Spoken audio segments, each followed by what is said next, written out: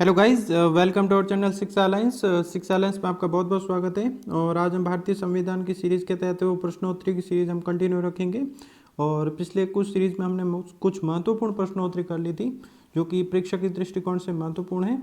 और इसमें से कुछ प्रश्न हैं वो आगामी प्रतियोगिता परीक्षाओं के लिए संभावित और महत्वपूर्ण है। और आज हम प्रश्नोत्तरी की सीरीज़ के तहत वो मूल अधिकारों से संबंधित कुछ महत्वपूर्ण प्रश्नोत्तरी करेंगे।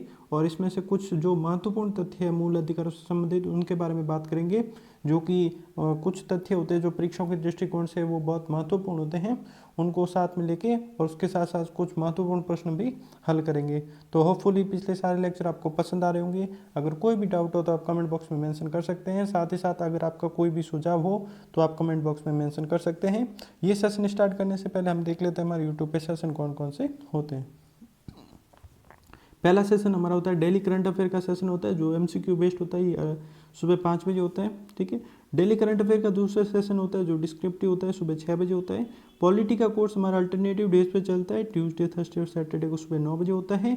और वीकली एमसीक्यू रिवीजन जिसके तहत है वो हम सप्ताह की जितना भी करंट अफेयर कराए उसमें से कुछ महत्वपूर्ण प्रश्नों का संकलन करके उसका रिवीजन करवाते हैं। और ये प्रत्येक रविवार दोपहर 12 बजे होता है। और मंडे टू सैटरडे दोपहर 12 बजे हमारा जनरल हिंदी का सेशन चलता है। तो आज प्रश्नोत्तरी होगी बेसिकली मूल अधिकारों से संबंधित प्रश्नों पर। तो देखते हैं पहला प्रश्न, भारतीय संविधान द्वारा मौलिक अधिकारों को लागू करने की शक्ति है वो किसको दी गई है। यानी ये क्वेश्चन है वो दिया गया जिसमें ये बताया गया कि मौलिक अधिकारों को लागू करने की शक्ति है वो किसको दी गई है। पहला विकल्प है इसमें संसद, दूसरा राष्ट्रपति, तीसरा भारत के सभी न्यायालयों को और चौथा ऑप्शन है उच्चतम न्यायालय तथा उच्च न्यायालयों को। ठीक है। तो यहाँ पे है वो सही उत्तर तो हमारा हो जाएगा द उच्चतम न्यायालय और उच्च न्यायालय को। ठीक है। अब बेसिकली बात करते हैं कि जो मूल अधिकार को लागू करने की शक्ति के तहत इसमें एक जो महत्वपूर्ण आर्टिकल आता है वो आर्टिकल आता है आर्टिकल 13। ठीक है।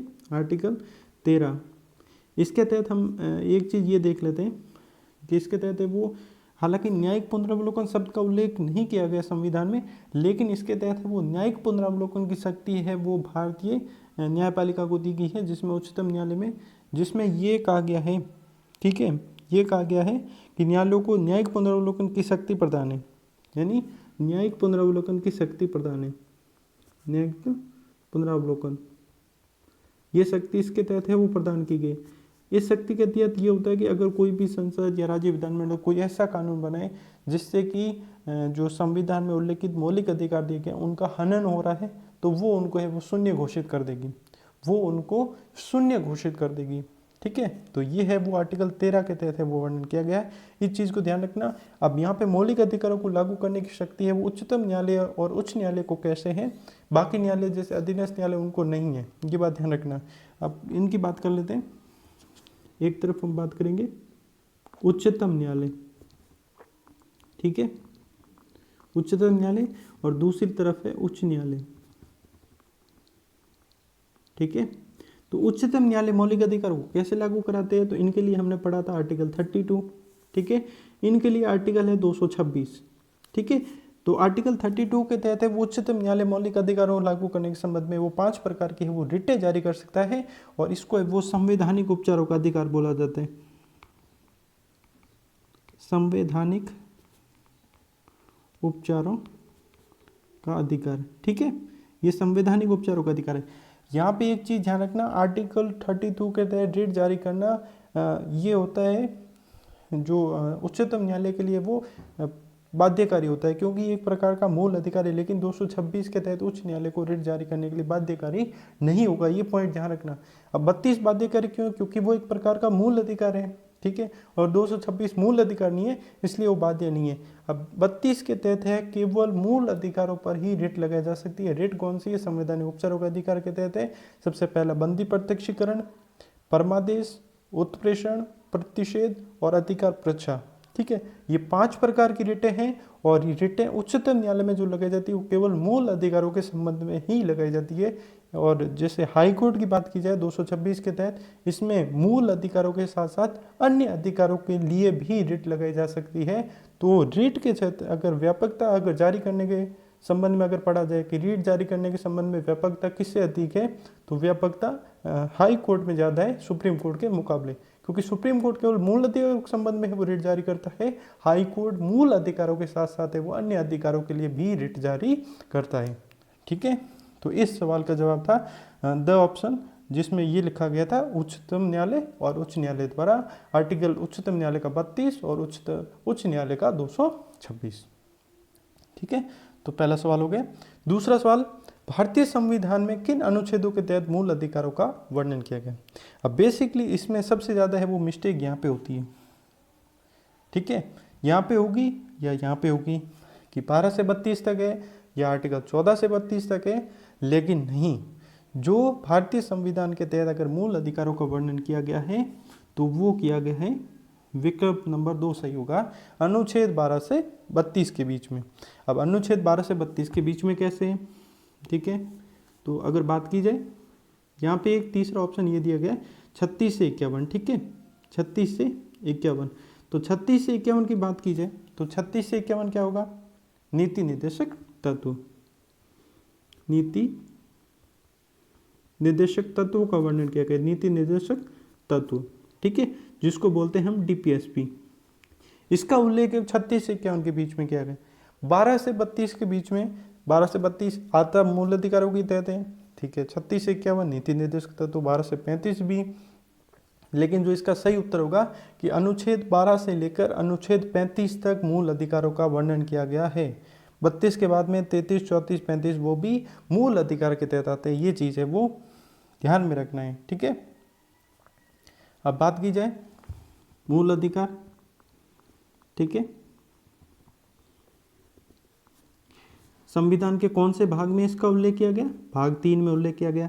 डीपीएसपी जैसे हमने पढ़ा था 36 से 51 के बीच में, वो भाग 4 में आएगा। ठीक है, भाग 3 अनुच्छेद की बात की जाए तो अनुच्छेद हो जाएगा 12 से 35 के बीच में। तो यहाँ पे इसका बेसिकली ध्यान रखना है। कई बार हम क्वेश्चंस ये पढ़ लेते हैं कि 14 से लगा देते हैं 32 तक, नहीं, 12 से 35 तक में। 12 में जैसे राज्य की परिभाषा का वर्णन किया गया है, 13 के अंदर ये न्यायिक पुनरावलोकन, जिसमें ऐसा कोई कानून बना दिया जाए संसद या राज्य विधानमंडल द्वारा जो कि जो संविधान के मूल ढांचे का हनन करे या असंवैधानिक हो, वो उसको शून्य घोषित कर देगा। तो उसी प्रकार से ये चीज़ है वो ध्यान में रखना है। अब मूल अधिकार प्रदान कितने किए गए, तो 6 मूल अधिकार है वो प्रदान किए गए। उसको ध्यान में रखना है कि किस अनुच्छेद से लेकर किस अनुच्छेद के बीच में कौन सा वर्णन किया गया, तो उसको है आपको अच्छे से ध्यान में रखना है। ठीक है, अब बात करते हैं समानता के अधिकार के तहत है वो कुल कितने अनुच्छेद है इसमें समाहित है। ठीक है, समानता के अधिकार में कुल कितने अनुच्छेद है वो समाहित है, इसका बताना है। उत्तर क्या होगा, 4, 5, 6 या 7। ठीक है, तो बेसिकली यहाँ पे हम लोग गलती करते हैं, समानता के अधिकार का वर्णन कैसे किया गया, तो इसका विकल्प हो जाएगा जो हम बाद में डिस्कस करते हैं। पहले डिस्कस कर लेते हैं समानता का अधिकार। समानता का अधिकार, ठीक है, तो समानता का अधिकार बेसिकली किससे किसके बीच में है, तो समानता का अधिकार है 14 से 18 के बीच में। ठीक है, आर्टिकल 14 से 18 के बीच में। अब बात की जाए आर्टिकल 14 क्या है। ठीक है, कानून के समक्ष समानता, कानून के समक्ष समानता 14। 15 धर्म, मूल, वंश, जाति, लिंग के आधार पर भेदभाव नहीं, भेदभाव नहीं। ठीक है, 16 लोक नियोजन में अवसर की समानता, अवसर की समानता, ये हो गया 16। 17 अस्पष्टता का अंत, अस्पष्टता का अंत। ठीक है, अब पढ़ेंगे 18 उपाधियों का अंत। ठीक है, उपाधियों का अंत। अब हम बात करते हैं जनरल, देखते हैं 14 से 18, यानी 14 और 4 18, लेकिन यहाँ पे 4 नहीं है बल्कि 5 है। ठीक है, 1, 2, 3, 4 और 5। ठीक है, तो यहाँ पे इसको वो माइनर फैक्ट है, इसको ध्यान रखना कि समानता के अधिकार के तहत अगर अनुच्छेद कितने समाहित है, तो बात की जाए तो अनुच्छेद है वो 5 समाहित है, न कि 4 है। ठीक है, इसको ध्यान रखना, 5 अनुच्छेद है वो इसके अंदर है वो समाहित है। ठीक है, तो इसका विकल्प नंबर ब सही होगा। ठीक है, 5। अब बात करते हैं मूल अधिकार क्या है। ठीक है, मूल अधिकार क्या है, तो मूल अधिकार वाद योग्य है या अवाद योग्य है, कठोर है या लचीले है। ठीक है, तो इसका विकल्प तो हो जाएगा, ठीक है, विकल्प हो जाएगा इसका वाद योग्य सही है। ठीक है, अब वाद योग्य, अब अवाद योग्य क्या है, वाद योग्य क्या है। ठीक है, तो बात की जाए अवाद योग्य, पहले इसका देख लेते हैं। अवाद योग्य यानी बात की जाए जैसे नीति निर्देशक तत्व, नीति निर्देशक तत्व, नीति निर्देशक तत्व को आप है न्यायालय के माध्यम से वो लागू नहीं किए जा सकते। इसमें ये कहा गया कि ये राज्य पर निर्भर करता है कि अगर उसके पास कितने संसाधन अवेलेबल है, अगर उसके पास संसाधन उपलब्ध है तो वो नीति निर्देशक तत्वों को लागू कर सकता है। अब आर्टिकल 44 है समान नागरिक संहिता है, लेकिन उसको है वो न्यायालय के माध्यम से आप लागू नहीं करवा सकते क्योंकि वो एक प्रकार का है वो नीति निर्देशक तत्व है। जबकि अगर मूल अधिकारों का हनन होता है आप न्यायालय के शरण में जा सकते हो और उसको लागू करवा सकते हो। अगर किसी सरकार द्वारा या व्यक्ति द्वारा उसका हनन किया जा रहा है तो आप इसके विरुद्ध कोर्ट में जा सकते हैं। अगर कोर्ट में जा सकते हैं इसलिए तो ये वाद योग्य हो गया। तो इसका मतलब है मूल अधिकारों का उल्लंघन होने पर हम न्यायालय की शरण में जा सकते हैं और अपने मूल अधिकारों की रक्षा कर सकते हैं। ठीक है, लेकिन नीति निर्देशक तत्व ऐसे हैं, इसीलिए कहा जाता है कि नीति निर्देशक तत्व राज्य के लिए सकारात्मक है क्योंकि उस पर वो बाध्य नहीं कर सकते आप लागू करने के लिए। लेकिन जो मूल अधिकार है वो राज्य के लिए नकारात्मक है क्योंकि उनको है वो लागू करने पड़ते हैं। ठीक है, तो नीति निर्देशक तत्वों को न्यायालय के माध्यम से लागू नहीं करवाया जा सकता, इसलिए ये वाद योग्य न होकर अवाद योग्य है। ठीक है, अब हम 2 वर्ड है जो भारतीय संविधान में हालांकि विशेषताओं के समय यूज किए जाते हैं। कठोर में ये होता है कि जो संविधान में संशोधन आर्टिकल 368 होता है, ठीक है, संशोधन है वो आर्टिकल 368 के तहत किया जाता है, ये चीज़ ध्यान रखनी है। 2 इसमें ये होता है कि 3 प्रकार से संशोधन होता है। एक संशोधन होता है जैसे कि सामान्य बहुमत से आप किसी भी चीज़ में संशोधन कर सकते हो, वो तो आएगी लचीली प्रक्रिया। ठीक है, यानी आप सामान्य बहुमत से अगर किसी में संशोधन करना चाहते हो उसमें सामान्य बहुमत से आप करोगे तो वो लचीले संविधान के तहत आएगा। अगर आपको जैसे कठोर का उदाहरण देखना है तो इससे ये होता है कि कुल संख्या, कुल सदस्य संख्या का बहुमत प्लस उपस्थित और मतदान करने वालों का 2/3 बहुमत, ये आगे विशेष बहुमत है। विशेष से भी ऊपर देखा जाए तो कुल सदस्य संख्या का बहुमत प्लस उपस्थित एवं मतदान करने वाले सदस्यों का 2/3 बहुमत प्लस आधे से अधिक जो विधानसभाएं होती है उनका अनुसमर्थन भी चाहिए, तो ये होता है कठोर प्रक्रिया। ठीक है, तो लचीली प्रक्रिया भी है, कठोर प्रक्रिया भी है। ये भारतीय संविधान की एक विशेषताओं के तहत देखा जाता है, इसको भी यहाँ पे डिस्कस कर लिया। अब बात करते हैं वाद योग्य। ठीक है, तो यहाँ पे ध्यान रखना मूल अधिकारों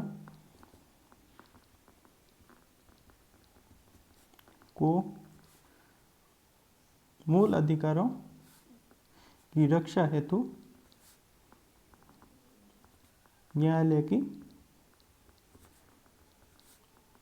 शरण ली जा सकती है, यानी हम न्यायालय जा सकते हैं मूल अधिकारों की रक्षा के लिए, लेकिन डीपीएसपी के लिए हम जो है वो न्यायालय के माध्यम से उसको लागू नहीं करवा सकते, वो राज्य के उपलब्ध संसाधनों पर वो निर्भर करता है। ठीक है, तो ये था आज हमारा सेशन। और अब देख लेते हैं हम यूट्यूब पे हमारा सेशन कौन कौन से होता है। डेली करंट अफेयर का सेशन होता है जो कि एमसीक्यू बेस्ड होता है, ये सुबह 5 बजे होता है। डेली करंट अफेयर का सेशन जो कि डिस्क्रिप्टिव होता है ये सुबह 6 बजे होता है। पॉलिटी का कोर्स हमारा अल्टरनेटिव डेज पे चलता है, ट्यूसडे, थर्सडे और सैटरडे को सुबह 9 बजे होता है। और वीकली एमसीक्यू रिविजन के तहत हम जो पूरे वीक में जितना करंट अफेयर किया है उसमें से कुछ महत्वपूर्ण प्रश्नों का है वो संकलन करके उसका रिविजन करवाया जाता है। ये प्रत्येक रविवार दोपहर को 12 बजे होता है। और मंडे टू सैटरडे हमारा जनरल हिंदी यानी सामान्य हिंदी का सेशन चलता है दोपहर 12 बजे। ठीक है, अगर आपने अभी तक हमारा चैनल सब्सक्राइब नहीं किया तो प्लीज़ सब्सक्राइब कर लीजिए और ज़्यादा से ज़्यादा दोस्तों के साथ शेयर करें। अगर आपका कोई भी सुझाव हो तो आप कमेंट बॉक्स में मेंशन कर सकते हैं। आप हमें इंस्टाग्राम पे फॉलो कर सकते हैं, फेसबुक पेज पे फॉलो कर सकते हैं और टेलीग्राम पे फॉलो कर सकते हैं। Thank you for watching.